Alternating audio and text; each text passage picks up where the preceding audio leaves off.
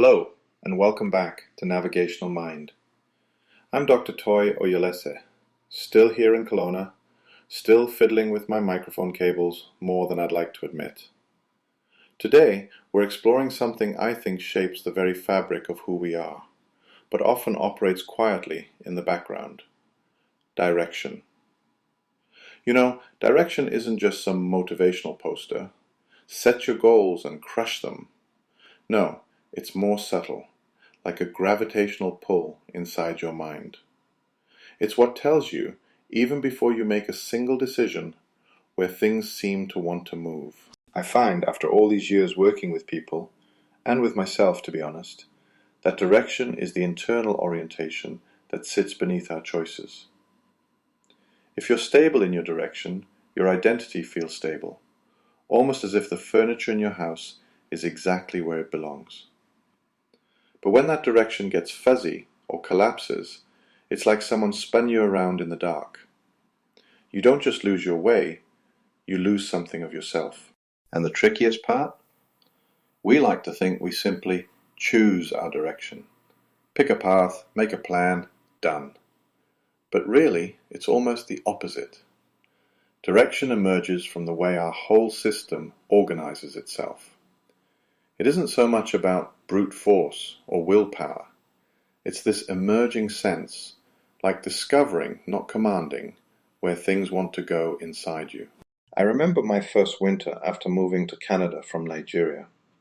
A young doctor surrounded by snow for what felt like the first time, just shuffling to the bus stop at 6 in the morning.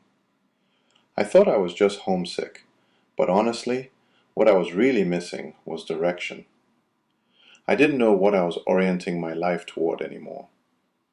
My choices, what to eat, who to call, what to hope for, felt random. That was my mind, temporarily losing its north. So, if you've ever felt like you lost yourself when your direction dissolved, you're not alone. It happens to all of us, really. Which brings me to, well, maybe let's dig deeper. Let's look at what makes up this sense of direction, and why it can feel so slippery. If you open up the hood of your mind and poke around, you'll see that direction isn't a single thing, it's layered. There's orientation, which is basically your there, the place you feel pulled toward, even if it's fuzzy. Then there's the vector, which, bear with me, I'm not trying to turn this into a physics lecture, just means the energy or drive behind you, the why you're moving at all part. Finally, there's the slope. That's the steepness. How much effort does this climb require, and is it going to knock the wind out of you? I see this all the time in the clinic here in Kelowna. Someone comes in, maybe struggling with what they call laziness. But when I listen a bit longer, I often find they're not lazy. The slope just got steeper. Maybe they lost a friend, or got a new diagnosis, or just had a rough string of weeks. When your mind senses a steepness in the coming path, it's normal to hesitate. The energy to move, your vector, gets overpowered by how daunting it all looks. I used to mix this up myself. I'd hit a rough patch, think, oh, I need more motivation. But really, what had changed was the slope. When you're mistaking a steep slope for laziness, it's easy to spiral into shame or start doubting your basic identity.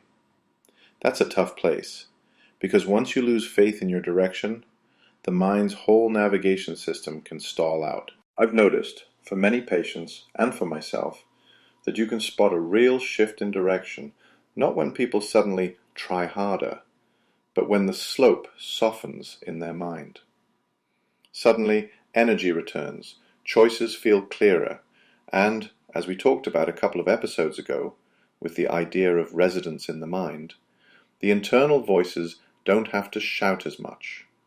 They know where the house is headed, so to speak. Let's pivot a bit here. What actually happens when direction disappears? Why do things feel so flat or foggy when we lose it? And what's actually going on? I think everyone's felt that moment. Maybe you open your eyes and just feel, well, blank. There's no spark, maybe a little fog, like your sense of who you are is suddenly paper thin. That's usually not failure. More often, it's a sign that your orientation has slipped. Your mind's compass needle is spinning, but hasn't locked onto anything yet. The trouble is, when direction dissolves, our inner residents, those parts of the mind we talked about in a previous episode, can get really loud. Conflicted, maybe pushing you in different directions, all hoping to restore some sense of orientation. It's easy to start criticizing yourself. Why am I so unmotivated? Am I broken? But really, it's just the system looking for a new North Star. Confusion isn't a failure, it's a search. So how do you strengthen direction? Well, part of it is learning to listen to those faint impulses. A leaning to try, say, a new food, or to reach out to someone you haven't spoken to in a while. Sometimes it's about clearing away the false anchors, the stuff you thought gave you purpose, but doesn't actually pull you anymore. And sometimes, as we explored last time with friction, it's about tuning in. Because friction in the mind isn't just annoyance, it's a signpost. Listen, and it might hand you a clue about a possible orientation. There's a tool I call the navigation loop. Articulate your leaning, act on it, even if barely, reflect on how it felt, then see if you gravitate the same way next time. It's kind of like, okay, this might sound odd, but picture a magnetic field. You can't see it, but you can sense where it pulls. Direction emerges from movement. You can't just sit and wait for clarity. Honestly, even I still go through this. There was a winter a few years back. I nervously double-checked a patient's diagnosis. My mind was spinning, not because I was incompetent, but because I was in a new kind of terrain. That friction, that restlessness, was my system looking for a new orientation, not evidence that I'd failed as a doctor. So maybe this week, if you notice the direction dimming, step back. What small leaning could you articulate inside yourself? What false anchor could you quietly let go of? And where is the friction pointing you? If you could lean just 5% in any one direction, which way would you tilt? Remember, direction organizes who we become. It's about orientation, not certainty. And next time, we're going to talk about how to actually articulate these leanings you find, what it means to put words to the shape of the self as it emerges. Until then, keep navigating gently. I'll see you next time.